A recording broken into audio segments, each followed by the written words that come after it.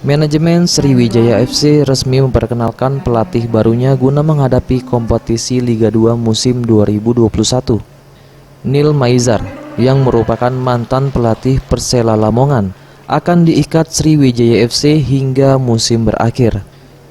Pengumuman Neil Maizar sendiri sebagai pelatih diadakan di Gedung Bina Praja Pemprov Sumatera Selatan dan dihadiri langsung Gubernur Sumatera Selatan Herman Deru serta Wakil Direktur Utama PT Sriwijaya Optimis Mandiri Henry Zainuddin.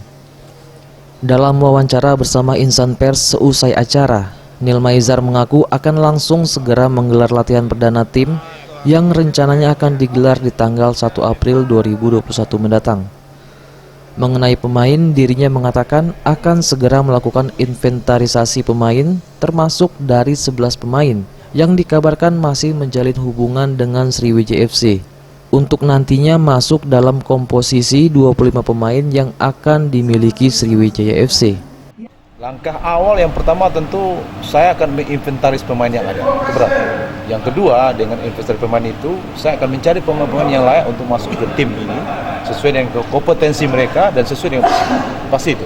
Dan semasa berapa pemain?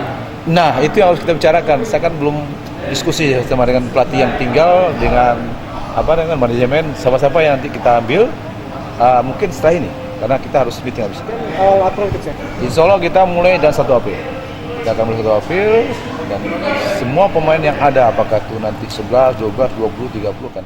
Neil Maizar sendiri akan diberikan kekuasaan penuh dari manajemen untuk menentukan pemain dan komposisi tim nantinya. EZPM Sriwijaya TV.